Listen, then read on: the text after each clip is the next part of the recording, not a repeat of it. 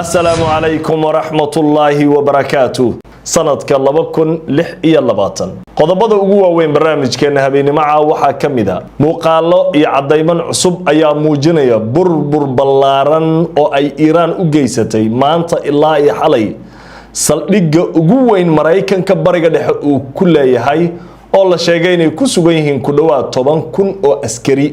warbixin cajiiba oo ku saabsan weerarkii ugu halista badnaa oo ay Iran ku beegsata saldhigyada Mareykanka ayaynu barnaamijka ku eegi doonaa caawa qodobada sidoo kale barnaamijka aan idinku haynay iyana waxa kamida xogayaha arrimaha dibadda dalka Mareykanka Marco Rubio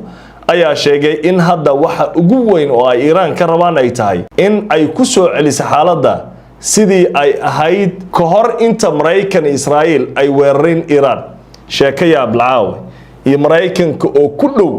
in markan uu isdiibo ayaanu barnaamijka ku eegi doonaa iyadoo maqal iyo muuqaala Marco Rubio oo leh wax walba sidii lagu soo celiyo dagaalku dhamaanaya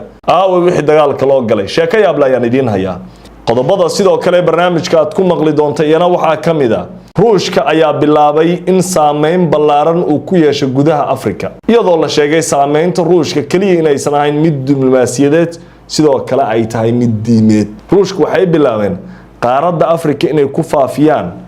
Kirishtaanka nooc loo yaqaan Orthodox warbixin cajiiba oo ku saabsan Kirishtaanka Afrika lagu faafinayo ayaan idin hayaa caawiya badan ayaa taagan qodobka ugu dambeeyana geeridii senatorka sida weyn Israa'iil u taageersanaa Trump iyo kooxdiisa Lindsey Graham ay hadda waxa leeyahay ninkan dhimashadiisa FBI-da way baaraysaa madaxa ugu sareeya FBI-da ayaa war uu soo saaray wuxuu ku sheegay in sheekadu aysan ahayn geeri caadi ah maxaa qaldan yaa dilay senatorkaas qodobada iyo kuwa kale ayaanu barnaamijka caawa idinku haynaa muuqaal satellite iyo cadeymo kale oo la helay ayaa muujinaya burbur ballaaran oo ay Iran u geysatay saldhigga Mareykanka ugu weyn uu ku leeyahay bariga dhexe gaar ahaan saldhiggan ayaa la sheegay inuu ku yaalo dalka Qatar magaciisa waa Al-Udayd burburka saldhiggan gaara ayaa la sheegay inuu yahay mid si weyn u muuqda sida ay qoreen qaar kamida warbaahinta caalamka iyo wariyaasha sida weyn arrimaha bariga dhexe uga faaloodo Marian Novel oo ah kanamida wariyaasha sida weyn xiisadda Iran iyo Mareykanka iyo Israa'iil iyo guud ahaan bariga dhexe siyaasadda caalamka waxa uga qoro bartiisa X waxa uu soo dhigay muuqaal image ah satellite iyo sidoo kale qoraal uu ku sheegay in uu gaaray saldhigga ugu weyn Mareykanka ee Al-Udayd ee ku yaala dalka Qatar weeraradii ugu dambeeyay Iran ay qaaday burbur muuqdo oo aan la qarin kareynin waxa inta dheer in saldhiggan uu san ahayn saldhig caadi ah laakiin uu yahay saldhigga ugu weyn Mareykanka uu ku leeyahay bariga dhexe waxaana la sheegay inuu qaado 10,000 oo askari taa macnaheedu waxa ay tahay waa qatartii ugu weynayd ee bariga dhexe weerarada Iran saldhigyada Mareykanka ay ku beegsatay soo gaaro wali Mareykanka ma soo saarin wax war ah oo ku saabsan qasaaraha gaaray ciidankiisa iyo qalabka military ee halkaasi u yaalay laakiin ma ahan oo kaliya Al-Udayd iyo Qatar goobaha ay weerartay Iran saf ballaaran ay ku qaaday saldhigyada Mareykanka bariga dhexe uu ku leeyahay Oman Jordan Kuwait Qatar Imaaraadka dhammaan inta badan dalalkii bariga dhexe way garaacday ilaa hadda weeraradii ugu dambeeyay meelaha aysan gaarin waxa la sheegay inay ka mid tahay Sacuudiga laakiin Iiraaniyiintu waxa ay hoosta ka xariiqeen in ay garaaci doonaan meel walba oo ciidamada Mareykanka ay ku sugan yihiin laakiin digniintii ugu dambeysay waxa si toos ah loogu beegsaday ama loogu diray Imaaraadka Carabta oo ay sheegtay Iran inay tahay meesha sida weyn looga soo galo Imaaraadka caawa ilaa xalay isbuucan waxa ay wajahayaan cabsidii ugu weynayd iyadoo Qatar dadweynaha loo sheegay in ay taxadar dheer muujiyaan Iran hadal weyn ay soo saartay tusaale Al-Arabiya waxay qoraysaa gudoomiyaha baarlamaanka dalka Iran Mohammad Baghar Ghalibaf waxa uu leeyahay waxa dhamaaday xilligii hal dhinac waxa uu raba la qaadan jiray Iran's top negotiator Ghalibaf says era of one-sided deals is over waxa dhamaaday xilligii hal dhinac waxa ay rabaan loo yeeli jiray marka la soo fariisto taas macnaheedu waxa ay tahay in Iran wada hadal aysan galaynin ilaa inta Mareykanku uu saaxiga ka keeno xaaladu way adag tahay caawana mar kale waxay dhinacyadu isku diyaarinayaan weeraro culus iyadoo Iiraan nidaamkeeda difaaca ciidamadeeda diyaar yihiin gantaalada droneska sida diyaaradaha u duulay Iiraanna waxay caawa mar kale ku wajahayn dalalka bariga dhexe saldhigga Mareykanka ku yaala saldhigyada Mareykanka ay ku yaalaan waayahay saaxiibada qiimiga loo wixii soo kordha barnaamijyada dambe ayaad ku maqli doontaa waxaynu u galaynaa qodobka xiga barnaamijka xogayaha arrimaha dibadda dalka Mareykanka Marco Rubio ayaa maanta waxaa laga qoray ama laga diyaariyay oo laga duubay warkii ugu yaabka badnaa oo Mareykanka dhinaciisa laga save gareeyo ama laga kaydiyo ilaan wararka hadda socday sida wax u dhacayaan waa kuwa kaydka taariikhda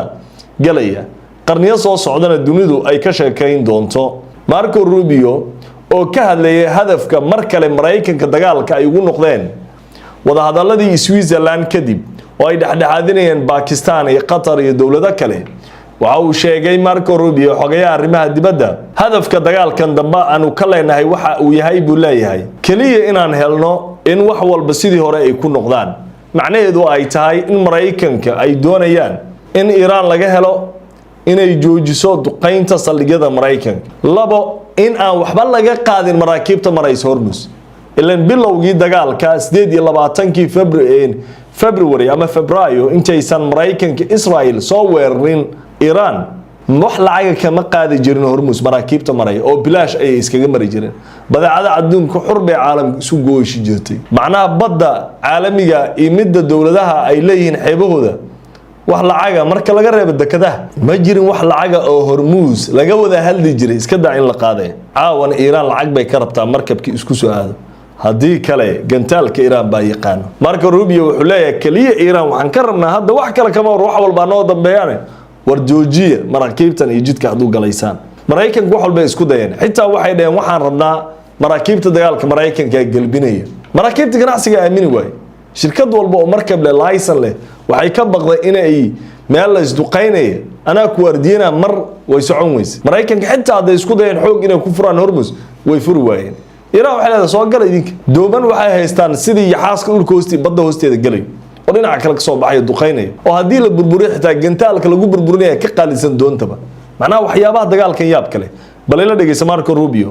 oo codsanaya sidii hore xaaladdu inay ku soo noqoto As President Trump has said, and the facts clearly bear out, the United States of America holds all the cards. There is no scenario here in which if they decide to join a ladder of escalation, they wind up getting the last say. But our preference is for these straits to be opened to the way they're supposed to be opened, back to the way it was. Anyone can use it, no mines in the water, nobody paying tolls. That's what we have to get back to, and that's the goal here. wuxuu taagan yahay goolkeena ama hadafkeena waxa waaye in wax walba ay ku soo noqdaan sidii hore sidii Hormuz ay ahaan jirtay oo waxa la goolkooda gool waxa la hadaf macnaha hadafkii dhanba wuxuu ka noqday hadda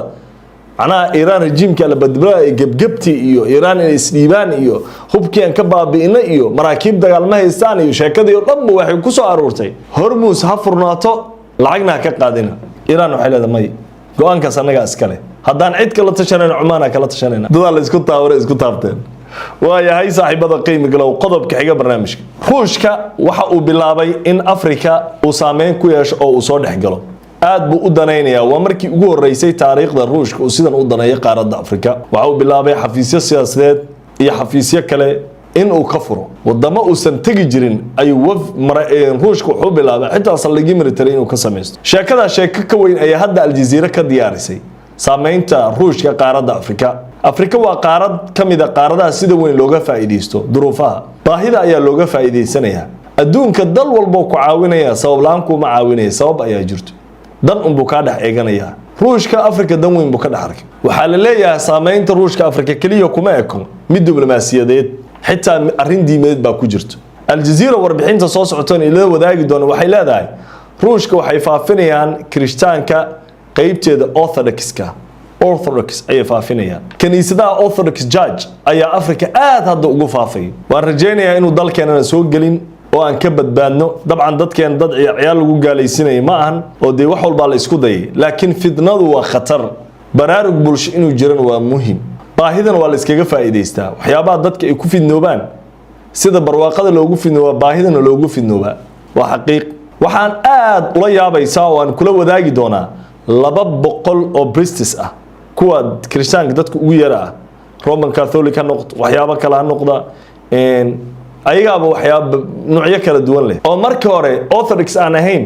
ayaa hadda waxay u guureen baa lahayd waxay qaateen Orthodox kaniisadii Ruushka ka dhigan macnaha waaba gaalnimadoodii ay gaalnimo loogu daray oo kula wadaagi doona iyadoo maqal iyo muuqaal ah ma hal dhinac ay ku ekaan doontaa Ruushka bal ila dhageyso warbixintan qatarta saameynta Afrika ay wajahayso.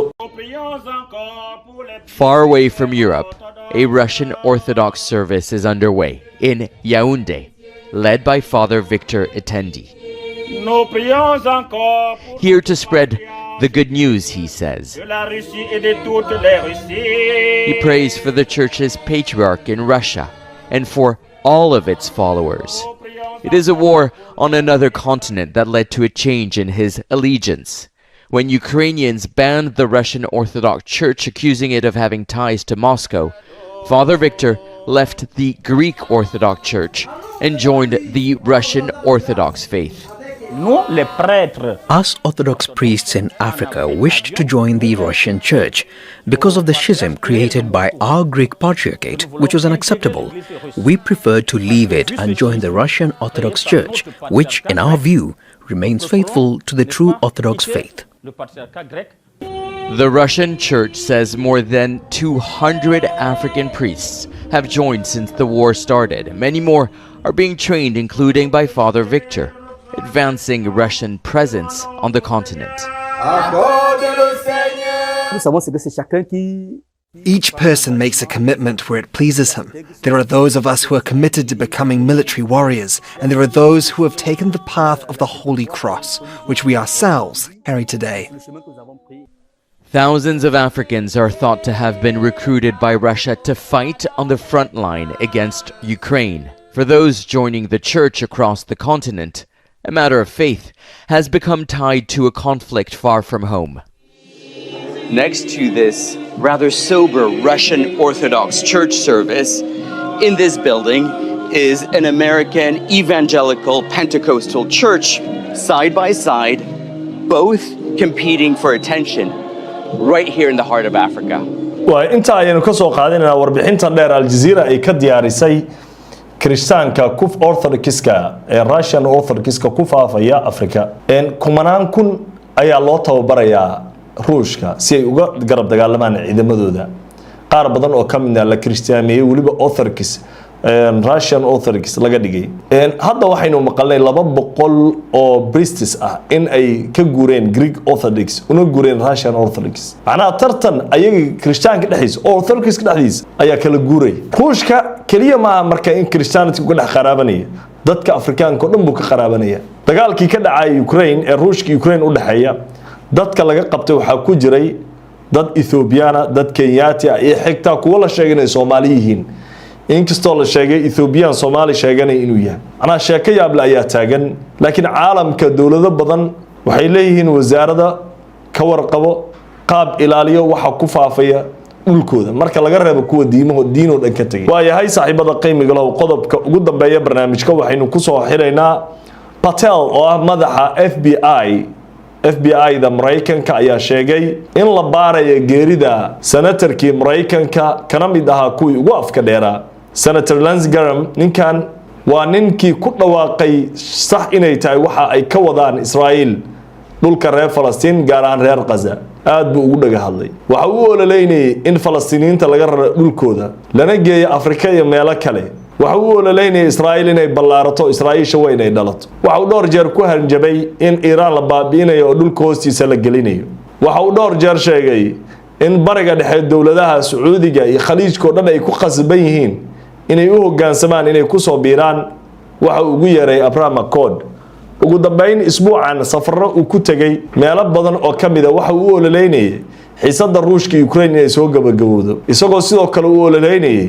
in Iran xaaladeeda degdeg wax looga qabto oo la garaaco oo dhulka la dhigo waxa uu yiri madaxweyne Trump waxa uu go'aansanayaa in Iran ay isdhiibto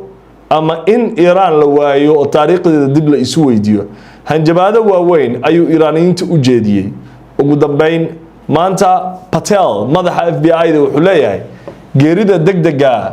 isbuuc safarro uu ka soo noqday kadib ama uu ku maqnaa Lindsey Graham waxa uu leeyahay shaki ayaa jira oo ku hareeraysan dhimashada senatorkaas sheeka hadda waxa la bilaabi rabaa senatorka waa la dilay ama waa la soo sumeeyay waxba la soo gelin rabaa ma garanayo in uu iski u dhintay in wax kale ku dhaceen in sabab kale u dhintay laakiin waxay leeyihiin FBI-da waa la baarayaa senatorkan oo ka soo gala South Carolina waana ninka sida weyn u taageersanaa go'aamada Netanyahu iyo kooxdiisa isaga diin bayba ka ahayd baa la leeyahay inkastoo markii dambe waxyaabo badan lagu eedeeyay balan isla eegno warbixintan laga diyaariyay FBI oo leh baaritaan baa la sameynaya. This morning, Republican South Carolina Senator Lindsey Graham has died at 71 years old. His office writing, quote, on the evening of Saturday, July 11th, U.S. Senator Lindsey Graham passed away from a brief and sudden illness. Senator Graham's family appreciates prayers at this time and asks for privacy during this incredibly difficult period. His cause of death remains unknown, but police reportedly responded to a cardiac arrest call at his home and were seen carrying a person away on a stretcher. President Trump paying tribute to the longtime senator and his close ally overnight, posting this on Truth Social, quote, Senator Lindsey Graham, one of the greatest people and senators I've ever known, is dead. He was always working. He was a true American patriot. Lindsey will be greatly missed. Details and arrangements to follow. waayahay saaxiibada qiimiga waxa leeyahay booliiska FBI-da ayaa baaritaan ku wada senatorka dhimashadiisa 17 sano ayuu ku dhintay ninka sida weyn reer Gaza wax badan u weeraray Netanyahu ku garab istaagay xiisadaha bariga dhexe saaxiibada qiimiga loo barnaamijkii habeenimo caawaad kala socoteen kow Somali Media waa inaga inta tan iyo kulanti dambe nabadgelyada Ilaahay dushiina haata. Assalaamu alaykum wa rahmatullahi wa barakatuh.